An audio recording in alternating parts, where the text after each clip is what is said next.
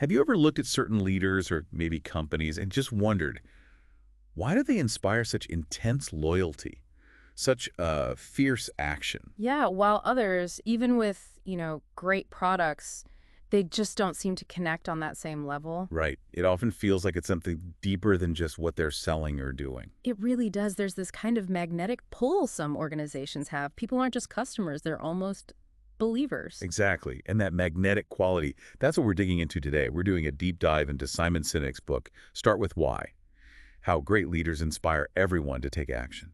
Ah, a classic. And the timing of its release, 2009, that was significant. Definitely. It came out right after the 2008 financial crisis. And you remember that time people were really skeptical of corporations, looking for more transparency, more authentic leadership. Absolutely. There's this hunger for meaning. People were tired of just the profit motive. They wanted to know why a company existed beyond the bottom line. And Sinek tapped right into that. Plus, culturally, you had things like the rise of tech companies like Apple focused on changing the world and this whole personal development boom happening. And Sinek's background, coming from advertising and marketing, gave him this unique lens on communication, didn't it? He saw how messages land or how they fail to. His authority isn't purely academic. It's more about synthesis, observation. Yeah, distilling complex ideas. And of course, his TED Talk, How Great Leaders Inspire Action, Yeah, that just exploded. It's yeah, still one of the most watched for ever. good reason. So, okay, let's unpack this. What's the core mission of Sinek's work here? And why does it still feel so relevant for you listening, trying to navigate today's world? Well, at its heart, Sinek's mission is to get us to fundamentally rethink how we lead and communicate. He's pushing us to shift away from just focusing on what we do or how we do it, Yeah. and instead to really understand and articulate our deeper purpose, our why. He argues that's the foundation for genuine influence, for lasting success, whether you're leading a company, building a personal brand, whatever. And you could argue it's even more relevant now, couldn't you? I think so. Workplaces are changing. People expect more from brands and employers than just, well, a product or a paycheck. They want alignment on values. Like you see with companies like Patagonia, maybe, or Tesla. Their mission is front and center. Exactly, leading with the cause. So articulating that why isn't just like a nice to have branding thing anymore. It feels almost essential. Okay, so our goal with this deep dive today is to pull out the most important insights from Sinek's work. We'll explore the core ideas, how to apply them, and yeah, even touch on some of the criticisms. Right, so you can walk away not just knowing about it, but maybe thinking about how to use these insights yourself. So if the key isn't what you do, but why you do it, Yeah. how does Sinek actually visualize this? This brings us to his famous concept, the golden circle. Ugh, yes, the golden circle. It looks simple, but the implications are huge. Picture a target, like a bullseye, with 3 rings. Okay. The very center, the bullseye, that's the why. Your core belief, your purpose. The next ring out is the how. These are your guiding principles, the specific actions you take to realize your why.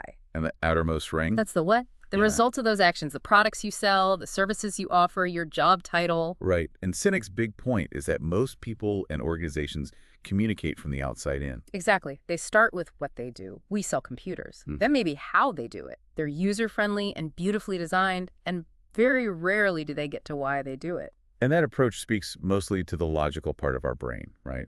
The part that understands features and benefits. Correct. The neocortex. It processes rational thought, language. But Sinek argues that inspired leaders, they flip it entirely. They communicate inside out. Yes. They start with why, then they talk about how, and finally, what. And the fascinating thing here, as Sinek points out, is how this maps to the human brain. Okay, tell me more about that connection. Well, the why corresponds to the limbic brain. That's the older part of our brain responsible for feelings, trust, loyalty, and decision-making. Importantly, it has no capacity for language. Ah, so that's the gut feeling part. You feel something is right, but you can't always explain it logically. Precisely. The what and how, those connect to the neocortex, which handles the rational thought and language. It can explain why we feel a certain way, but it doesn't drive the feeling itself. So when someone communicates their why first, they're talking directly to the part of our brain that makes decisions based on feeling and trust. Exactly. which leads to Sinek's famous line, "People don't buy what you do, they buy why you do it." It makes so much sense when you put it like that. Think about Apple. The classic example. Right. They don't lead with, we make great computers. They lead with, everything we do, we believe in challenging the status quo. We believe in thinking differently. The how is making beautiful, user-friendly products, the what happens to be computers, phones, etc. And people who believe what Apple believes are drawn to that. The loyalty goes way beyond just the product specs. Or Martin Luther King Jr. Another powerful example, his speech wasn't, "I have a plan." No, it was, I have a dream. He articulated a belief, a why, a vision of equality. And people followed the belief, not just a list of policy points. Southwest Airlines, too.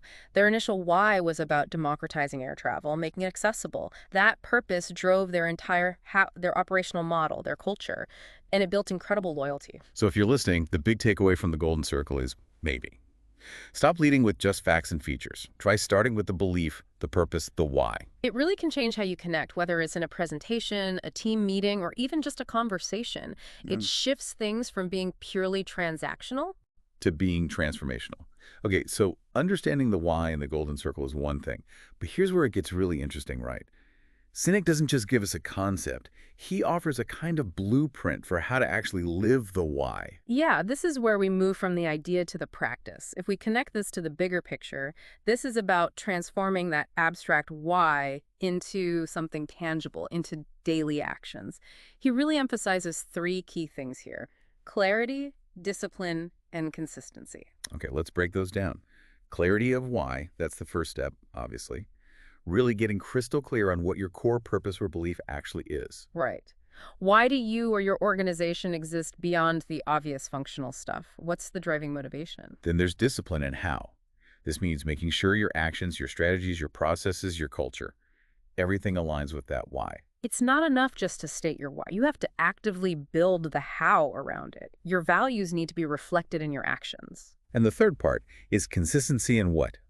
This means the outputs, your products, your services, your communication, all need to consistently reflect the why and the how every single time. Think about Harley-Davidson, another example Sinek uses. Their why is arguably about freedom, rebellion, belonging, this kind of brotherhood. Right, not just selling motorcycles. Exactly. And their how involves building a specific kind of bike, fostering a community, creating certain experiences, and the what, the bikes, the gear, the events, it all consistently screams that same message. They walk the talk because they have that clarity, discipline, and consistency. It's really about authenticity, isn't it? Which leads to another point. Sinek makes the difference between manipulation and inspiration. Oh, definitely. He's quite critical of common marketing tactics, price drops, promotions, using fear or peer pressure. He calls these manipulations. They might work short-term, get you a sale, but they don't build trust or loyalty. No, because they're based on external triggers, not internal belief. Inspiration, on the other hand, comes from sharing a belief, communicating your why. When people connect with that, their loyalty is authentic and lasts much longer. Think about Thomas S. Hughes, maybe. The buy one, give one model. People bought into the why of helping others. Exactly. It wasn't just about the shoes. It was about being part of that mission. That's inspiration, not manipulation. And this connects to another concept he brings in, the law of diffusion of innovation. How does that fit? Well, he uses Everett Rogers' model to explain how ideas spread. It starts with the innovators and early adopters, that small percentage of people who are driven by their gut, by belief. They're the ones who jump on board first because the why resonates deeply with them. Right. They don't need all the proof points. They trust their intuition. And crucially, they become the champions, the evangelists who spread the word to the early majority. They create the momentum.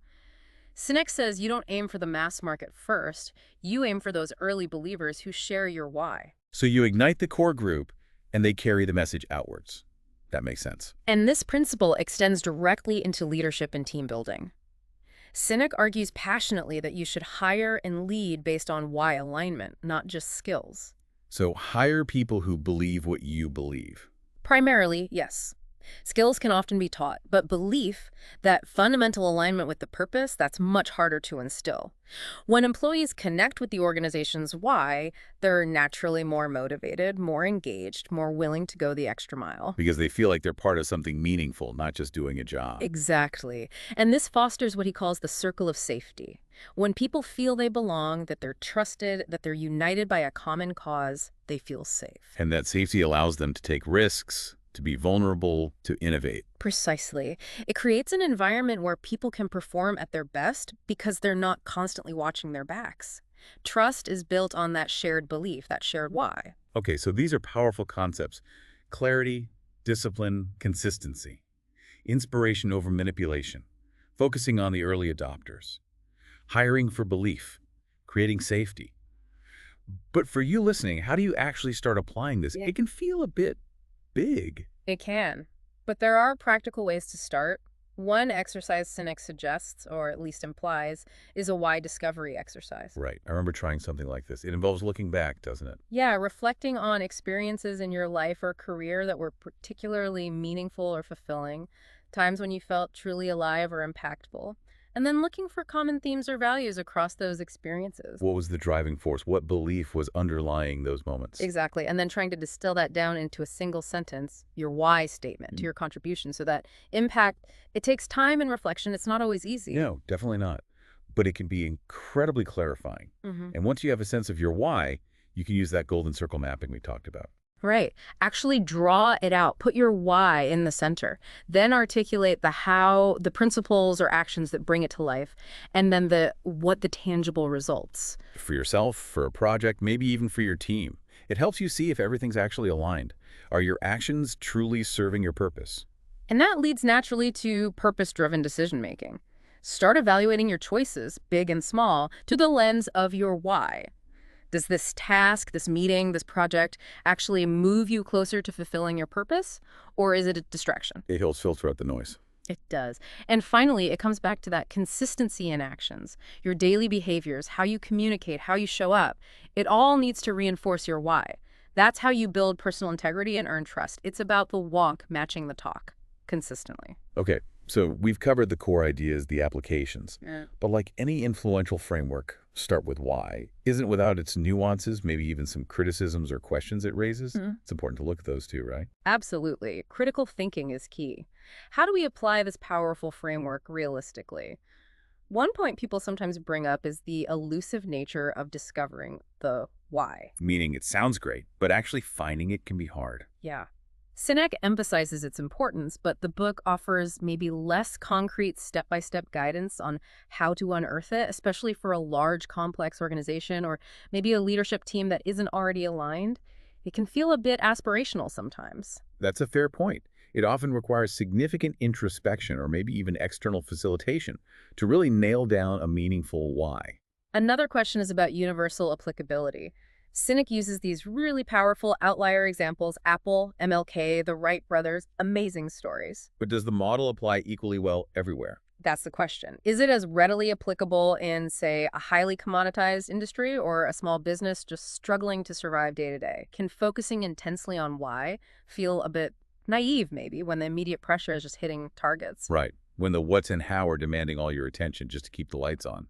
And that connects to another nuance: the link between purpose and performance.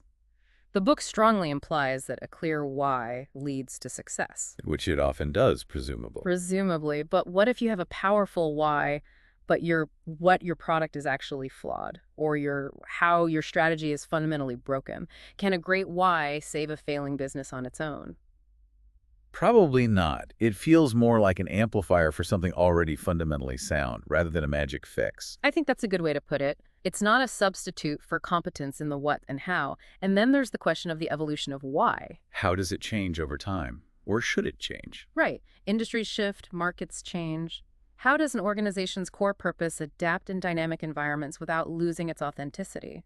Sinek emphasizes the enduring nature of belief, but maybe less on how you navigate major transformations where the what and how might need to change drastically. Does the why need to evolve too, or just be reinterpreted? These are important questions. It suggests the why isn't necessarily static forever.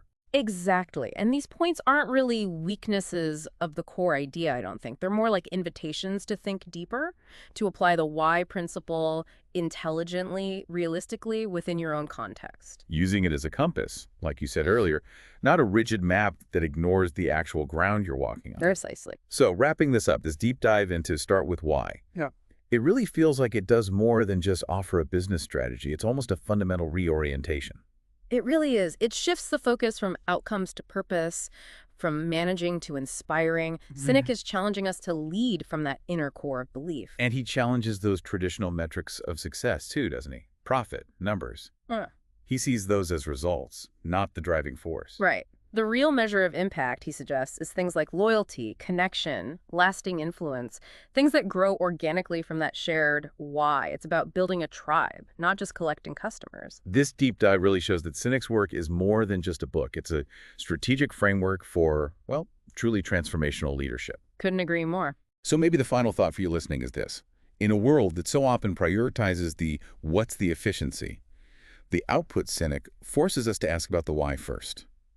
What is the purpose that truly drives your actions, your work, your life? And how might finding clarity on that and starting to communicate it change things for you? How might it inspire the people around you? Something to think about. Yeah. How could you discover or maybe refine your own why? And what would happen if you started leading with that belief starting today?